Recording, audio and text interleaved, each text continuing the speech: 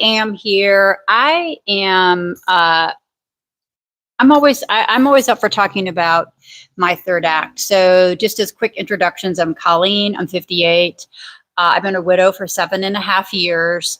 I'm child-free by choice. I lost my only sibling 3 years ago, and I have no extended family. So I'm solo aging, flying solo, and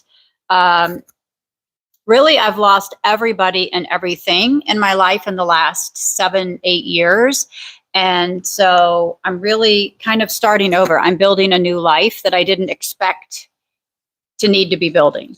And I've done a lot of work on it. And I just like to come on here and share what I'm doing, because I feel like there's a lot of us that are starting over or in just a really big transition as it comes to our, third act.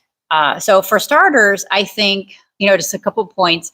I think our third act is absolutely our biggest and best power season. I think that's true for women for many, many reasons. But, generally speaking, we are coming out of, roles that, a lot of expected roles and expectations from society, patriarchy, all those things. And we get to this age where a lot of women will, talk about being invisible or that type of thing, right? But the truth is, yeah, we are invisible, but we've kind of outgrown a lot of societal expectations, which I see as a really good thing, because now I feel much more free to go figure out who the heck I am, what I want to do, who I want to be in this next chapter, and really build it just for me.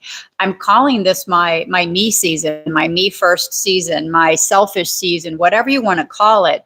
And what I wanted to chat about today was kind of the craziest realization that I've had about this time is I don't know who I am at this point or what I want. And I feel like that's been like a kind of a, I don't know, like a big moment for me. Like, shouldn't I know who the heck I am at this age? And shouldn't I know what I'm doing at this age? And I don't. And I'm starting to think it's just a big transition, and I've had a lot of change, but generally speaking, it's a big transition for all of us coming into this third act. And so one of the things that I have started doing is to figure out, like, who am I now? What do I want to do in this next act? Because I feel like if I don't know what I want, or some things I want, I'm obviously not going to have any way to plan for it. Right. And so what I started doing was inventorying myself, as kind of ridiculous as that might sound. I sat down and I'm like, okay, I need to figure out who I am, what I'm doing. Hello, who's joining me? Thank you. I need to figure out who I am now at 58, what I want to do, so that I can build a plan. What do I potentially want to do? So I've started this process of inventories, and I literally just started sitting down one day and listing out in a Google Doc that I called The Big Book of Me. That was the name of the title. And I just started listing everything I know about myself, everything I know how to do, everything I like to do, everything I'm good at, experiences I've had,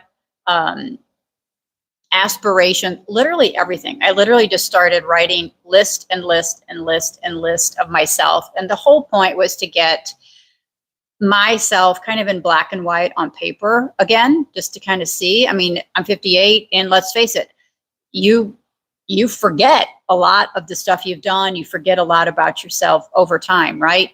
And life takes over, etc. So I just started this list. And once I started this list, I kind of got deeper and deeper and deeper with it. I just started really documenting myself, even like on a ridiculously detailed level, like things like, I'm really good at making this one particular dessert, right? It's not like, it's kind of a trivial thing, all the way to, I speak French. I have a master's degree in applied linguistics. All of these different things, like tiny kind of ridiculously feeling details to like the bigger stuff as well. And I just started going with that. I just started going, hey, everyone who's joining me live. I just started going with that. And the list got longer and longer and longer. Because of course, once you start doing this, more memories come back and more things come to mind. So I just kept going with this list. And then I was like, okay, what do I do with this? What do I do with this? And so as somebody, I love AI. I don't know, are you all into AI? Are you all using AI? I decided to put my list into ChatGPT. I put my list, it was like a Google Doc, and I'm like, what do you see here? What do you see here? What do you see here? What's going on? What do you think? And ChatGPT came back with really interesting, it segmented my massive inventory list that was just one big long inventory list into 7 areas. And it said, you're looking at 7 areas of your life. And here are some patterns we see. Here are some patterns we see. Here are some things that you've stopped doing that you used to love to do, and all these things. And so from that, it was very interesting. I started having ChatGPT do what I call these like combination and mashup exercises, because I'm like, okay, I see myself in black and white now. Like, what do I do with this as I'm building this whole new life going forward, this whole new third act? And I thought, well, let's see what it comes up with. So what it came up with was, what if you started trying to build activities around this and this part of you? And it came up with like some of them were really far out there combinations, but some of them were like, oh yeah, like I haven't done that in a long time. Or it just really helped me expand ideas for myself and possibilities. And so from that, I created a product called the Big Book of You. You can find it in my Stan Store in my profile if you're interested. But one of the things that I got out of this inventory process was I hadn't been very adventurous of late. Hey, everyone who's joining me. And I've had a very adventurous life. I've had a very well-traveled life. I've had a very interesting life. I've lived abroad for many years. I had a corporate job that took me all over the world. I've done some really adventurous, amazing things, but not for a long time. Not for a long time. And granted, life got in the way.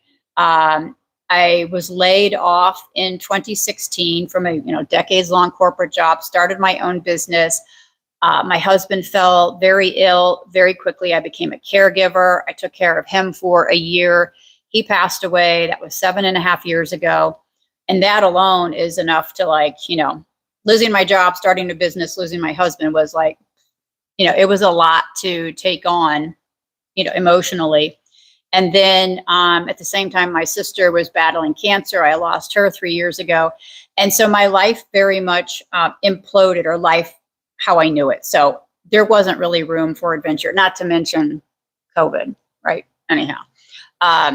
And so, but that was one of the things that came out of these inventories was, you haven't been very adventurous for a long time. And you probably need to bring that back into your life. Thank you, Rory. Thank you. And so I'm like, okay, but I don't really have the financial capacity. And I certainly didn't have like the mental or emotional capacity to be like, let's go run around the world. Again, like I just didn't have it in me. So I came up with a plan in 2025, coming into 2025. I said, okay, you need more. You need to do more. Like you need to get out of the house. You need to get out of the house, Colleen. So I said, okay, I created a plan to do micro adventures.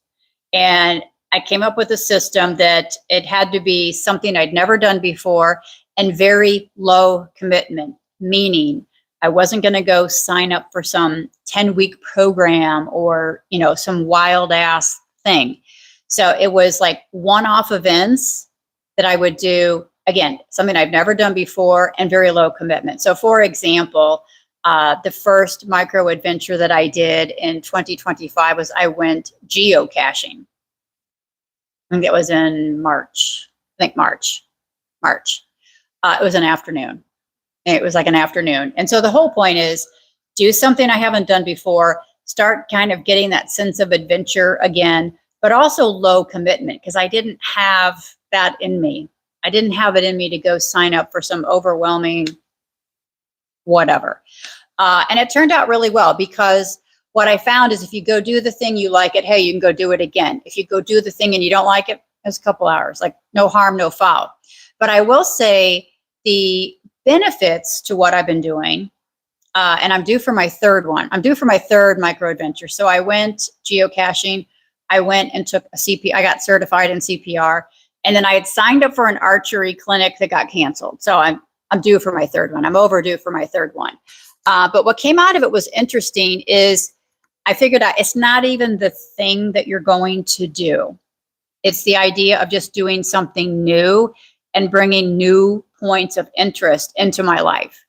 So for example, the geocaching, it was fun. It was an afternoon. I met some people. It was interesting. No long-term friendships, or it was just a fun afternoon. I still talk about it. I still tell stories about it. I still think about it. So it's a new point of interest in my life. It's like a new experience that was really great. Same with the CPR. I don't know why I had never gotten certified in CPR before, but anyhow. If you don't care, you can scroll along. I know how this works. Live video is not my first rodeo, so you can scroll along. And so I started building this muscle again of getting some adventure back in my life, and just starting to make room to bring new experiences into my life, because I had missed that. And between doing these inventories and coming up with these micro adventures, it has really, it's just brought some really great interest back into my life. And that's one of the things that's been really helpful, starting over at this age, and having to build a whole new life is pretty daunting. One, we have a really long third act, right? We have a very long third act. What are you going to do with it? What are you going to do with that time? Right? You get to build this whole next life. And for me, the universe, said they flipped my life upside down. So I'm building a new life. But it can be really daunting. But here's the thing. If you don't get really intentional about it, that time can just fly by. We know how it is. Where did the last decade go, right? But when I say get intentional about it, what does that mean? What does that mean? If I don't know who I am now or what I want to do, how do you get intentional about doing it when you don't know what that thing is? And so coming up with these really micro steps, micro exercises, micro activities has been incredibly helpful, just to get back in the mix, so to speak. Not to mention, I've decided that this third act, obviously building a new life, not what I expected, but here I am, I'm considering it to be one big experiment is what I'm doing. And so what does that look like? You have to go try new things, right? You have to try new things in order to determine A, if it's for you and you keep doing it, or B, if it's not for you, or whatever. But you have to try many, many things, and eventually you get on a new path, right? Eventually you find a new path. And so that's how I'm approaching this third act, is very experimental. Because one of the things that I kept thinking about was I want an entirely different life than I had before, and which was gone anyhow. But I didn't know what that was. So it's one thing to be like, I want an entirely different life, but what does that mean? How do you physically go do it? And so these are the things I'm doing. I'm very practical by nature. These are the things I'm doing to start okay, I can do these micro adventures. It doesn't feel overwhelming emotionally. It doesn't overwhelm my nervous system. It doesn't it's easy to do. It's non-committal, but it's still a point of interest. It still gets me out. It still gets me, doing new things and experiencing new things, because along with, building a new life and wanting new things, you have to be willing to get out of your comfort zone, right? You've got to be willing to get outside of your comfort zone. Because what's in your comfort zone. You already know what's in your bubble, right? You know what's in your bubble. And so to do anything new, you have to get outside of the bubble.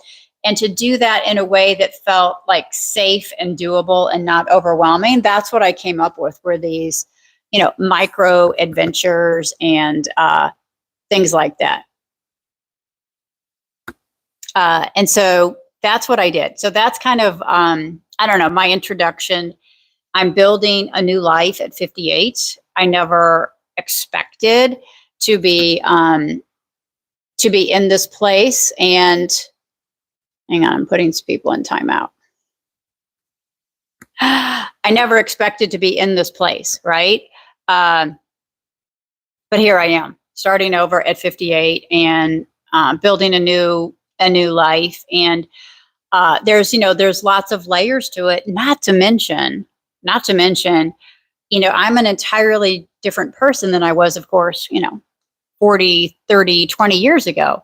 And so what do I want my life to look like going forward? And the benefit of like this third act, as a woman, is we kind of get outside of societal expectations, right? We're not doing the family thing and the kid thing. Like you've really outgrown a lot of your, traditional roles and societal expectations. So coming into this third act as a woman, I'm like, this is my power season. This is absolutely my power season. This is absolutely, I'm calling it my me first life. I'm calling it my first life, really. It's the first time in my life I'm building a life based on me. What do I want? Why do I want it? What does it look like, right? All of those things. Sorry, looking over my shoulder real quick here at my computer. And so it's the first time I get to build a life based on what I want, how I want it to be, where I want it to be, all the things. And it's a little daunting because certainly, we all get to this transitional stage, this third act or whatever. And it is kind of an existential transition, not to be corny, but you do start asking the big questions. Who am I? Why am I here? All of the big things. And because of all the loss I had, I also was in this position, like I'm literally starting over. Like literally, no family, no starting over. I can do anything, be anyone. But what is that? What is that? And looking back, I think what the interesting thing, and I know I talk to peers all the time, is you look back and you realize that so much of your life was built on expectations imposed on you. Family, systems, community, environment. It's natural, of course, right? We're humans. We're born to humans. But this is the point where you get to question, is that what I believe? Is that what I want to do? Is that really me? Is this how I want to live? And you really get to make decisions based on you. Some of them will be the same, of course, but many of them won't. So I find myself, for example, I live in an apartment now. I love it. I love renting. I love the ease of it. I don't have to have the maintenance. I probably couldn't have fathomed that 10 years ago. My late husband and I owned a home, the single home ownership thing. Now I love living in an apartment. I love that it's turnkey. I can come and go. I have my own online business now. I love the freedom of that. I love the flexibility of that. And it's really put a structure to my life, which has been incredibly helpful. And I just find myself now, like, what is it I want? I'm very, I've become very accepting, not that you have a choice, of my circumstance. I'm solo aging. I'm widowed, no children, lost my only sibling, no extended family. I'm solo age. I call it flying solo. But that's my circumstance. And so that's what I'm building from. And so the absolute freedom that comes with that is interesting. It's also very daunting. It's like, where do you start? Where do you even start?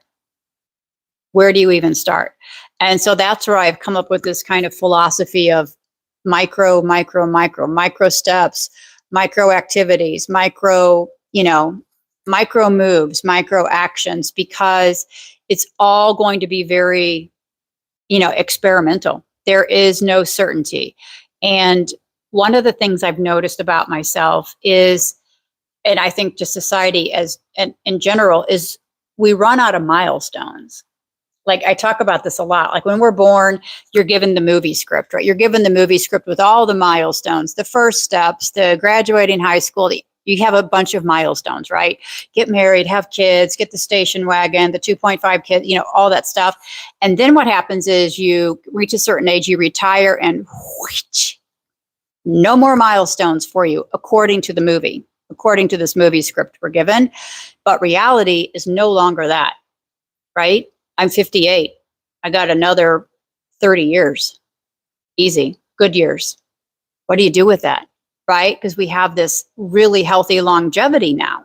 We have this really healthy longevity. What do you do with that time?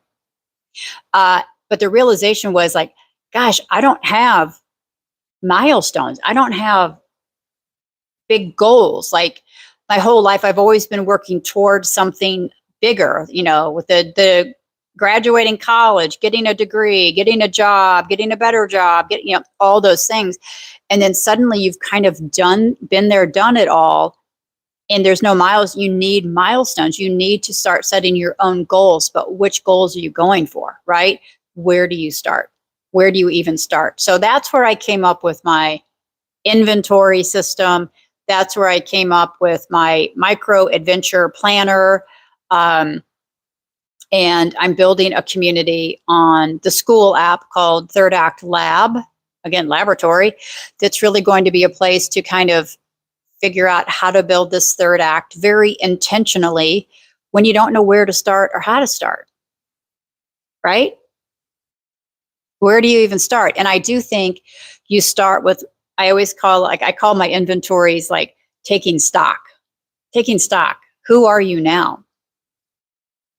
Who are you now? And who do you want to be?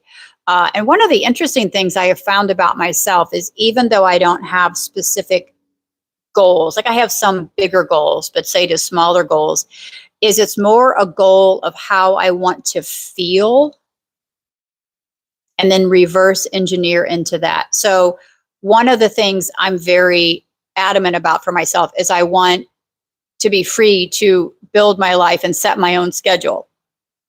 I can do that now. I have my own online business.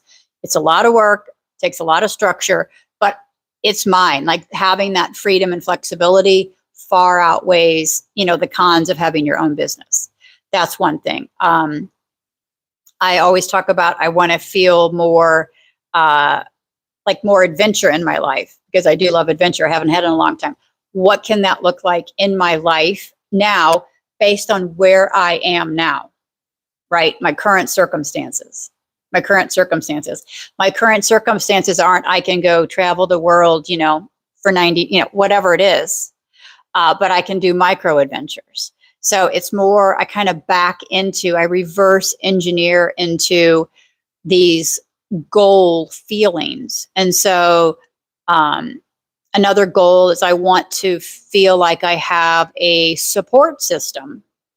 Because I don't have family. I don't have any family left. I don't have a safety net. I don't have an emergency contact. I don't have that. I have some dear friends that I can lean on to that. But that's something that's important to me is to have a support system in place, a safety net of sorts, since I am solo aging. That hit really hard. I kind of realized that was a big deal. I went to get a colonoscopy. My sister died of colon cancer. I get them every 2 years. But I was living in a place, not where I am now in my hometown. And they're like, who's your emergency contact? And I'm like, I don't have one.